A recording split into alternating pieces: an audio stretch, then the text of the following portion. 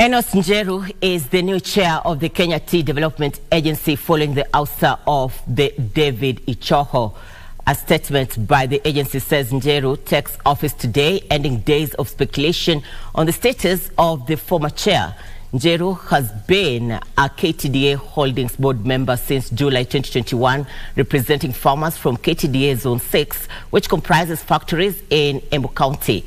The appointment of Njeru comes despite a High Court order issued last week suspending the firing of Ichoho, pending the determination of a case he filed challenging his removal. In the last 2 months, the Kenya Tea Development Agency has been rocked by a vicious boardroom tiff, splitting the board of the tea agency right down in the middle.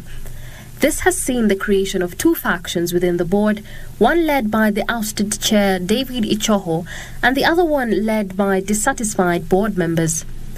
Ichoho was appointed the chair in 2021 following the ouster of long-serving chair Peter Kanyagu after the recommendations of the Tea Subsector Reforms Committee.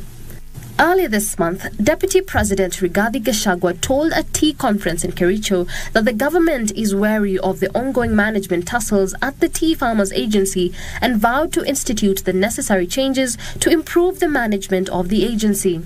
A statement by the KTDA on Monday, July 17th says Enos Njeru has been appointed to replace David Ichoho, who resigned on Tuesday, July 11th, 2023.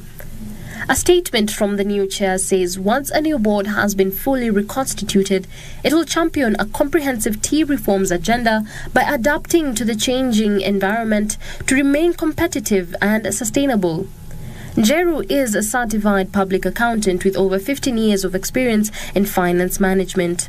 He will be in charge of the agency for a period of 3 years. KTDA is owned by over 600,000 smallholder tea farmers in the country and control more than 80% of Kenya's tea production.